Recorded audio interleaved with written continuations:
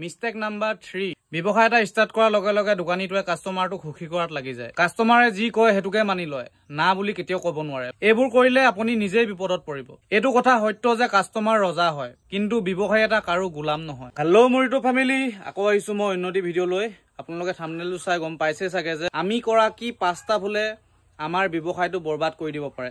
এই ভিডিঅ'টো বিশেষকৈ নতুনকৈ ব্যৱসায় কৰিম বুলি ভাবি থকা লোকসকলৰ বাবে। ব্যৱসায় এটা ষ্টাৰ্ট কৰা বহুত ইজি হয় আৰু বহুতে ষ্টাৰ্ট কৰিছেও।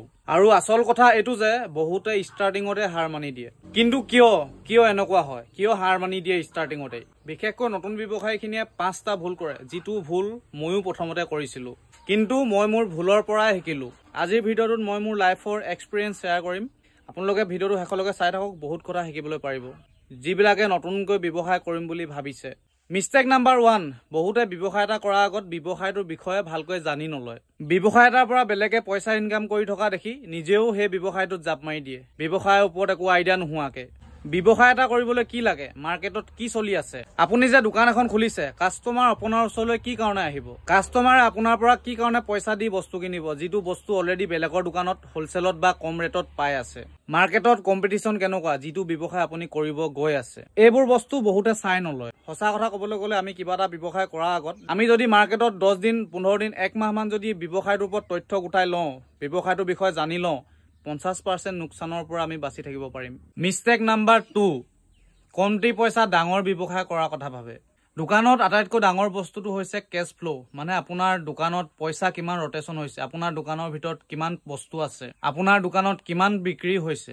বহুতে কি কৰে, বহুত ডাঙৰকে দোকানখন বনাই লয়, পুৰা ডেকোৰেশ্যন কৰে, ডাঙৰ ডাঙৰ আলমাৰি, চিচা লগা ৰেক। সেইবোৰ কৰোঁতে মানে 90% পইচা খতম হৈ যায় আৰু দোকানত মাল ভৰাবলৈ পইচা নাথাকে। লাষ্টত কি হয়গৈ, দোকানখন ডাঙৰ কিন্তু ভিতৰত বস্তু একোৱে নাই।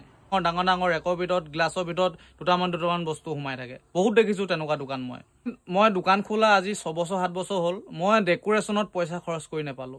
এইবিলাক চাওক, এইবিলাক ইটা হয়, এতিয়াও বৰ্তমান এনেকে আছে। মই ডেকোৰেশ্যনত পইচা খৰচ নকৰো, মই অকল ষ্টকত মাথা মাৰো। যিমান ষ্টক থাকিব সিমান বস্তু বিক্ৰী হ'ব, কাষ্টমাৰক এভেইলেবল বস্তু দিব পাৰিম, মই অকল সেইটোত মাথা মাৰো। মিষ্টেক নাম্বাৰ 3, ব্যৱসায় এটা ষ্টাৰ্ট কৰাৰ লগে লগে দোকানীটোৱে কাষ্টমাৰটোক সুখী কৰাত লাগি যায়। কাষ্টমাৰে যি কয় হেতুকে মানি লয়, না বুলি কেতিয়াও ক'ব নোৱাৰে। এইবোৰ কৰিলে আপুনি নিজেই বিপদত পৰিব। এইটো কথা সত্য যে কাষ্টমাৰ ৰজা হয়, কিন্তু ব্যৱসায় এটা কাৰো গোলাম নহয়। কাষ্টমাৰে ডিমাণ্ড কৰা, কাষ্টমাৰে বিচৰা প্ৰত্যেকটো বস্তুত কেতিয়াও লাভ নাথাকে। যিটো বস্তু বেলেগ দোকানীয়ে লাভ নহয় কাৰণে নিজৰ দোকানত থোৱা নাই, আৰু আপুনি নতুন দোকান খুলি কাষ্টমাৰে বিচাৰিছে বুলি কাষ্টমাৰ সুখী কৰিবলৈ যদি সেইবিলাক বস্তু আনি থয়, আপোনাৰ লোকচান হ'বই হ'ব। আৰু কাষ্টমাৰ কেতিয়াও কাৰো নহয়, কাষ্টমাৰক কেতিয়াও নিজৰ বুলি ভাবি নল'ব। দাদা বস্তু দুটামান ধাৰলৈ লাগিছিলে, কাইলৈ দি দিম বুলি কওঁতে যদি আপুনি চবকে ধাৰলৈ দি দিয়ে, আপুনি ফচিলে আৰু আপোনাৰ মানে বৰবাদ হ'বলৈ বেছি টাইম নালাগিব। মিষ্টেক নাম্বাৰ 4, দোকান খুলিয়ে বাকীত বস্তু দিবলৈ ষ্টাৰ্ট কৰাটো। বহুতে দোকান খুলিয়ে বাকীত বস্তু দিবলৈ ষ্টাৰ্ট কৰে। 40% ব্যৱসায় কিয় বৰবাদ হয় জানে? বাকীত বস্তু দি যাকে তাকে। কাষ্টমাৰক বাকীত বস্তু দি দোকান চলোৱা, নিজৰ পইচাৰে বেলেগৰ ঘৰ চলোৱা, বেলেগৰ প্ৰব্লেমক নিজৰ কৰি লোৱা, চব একেটাই কথা। যেতিয়া আপুনি কাষ্টমাৰক বাকীত বস্তু দিব ন, তেতিয়া সিহঁতৰ বেমাৰ বেছি হয়। তেওঁলোকৰ প্ৰব্লেমবোৰ আপোনাৰ প্ৰব্লেম হ'ব, মোৰ প্ৰব্লেম হয়। মোৰ হিচাপ মতে দোকানত বাকী দিয়া চিষ্টেম কৰিলে কাষ্টমাৰহে বাঢ়ে, ব্যৱসায় নেবাঢ়ে। ব্যৱসায় কেছ পইচাত বস্তু বিক্ৰী কৰাবোৰহে চলে। আৰু লাষ্ট মিষ্টেক নাম্বাৰ 5, স্কিল নিশিকে, কেনেকৈ ব্যৱসায় কৰিব লাগে সেইটো নিশিকে। মই প্ৰথম যেতিয়া আহিছিলো কোনো স্কিল নিশিকাকে ব্যৱসায় কেনেকৈ কৰিব লাগে সেইবিলাক নিশিকাকে আহিছিলো। মই বহুত কষ্ট পালো, ইমানেই মাথা গৰম হৈ গৈছিলে ন, মই কান্দি গৈছিলোগৈ ভিতৰত।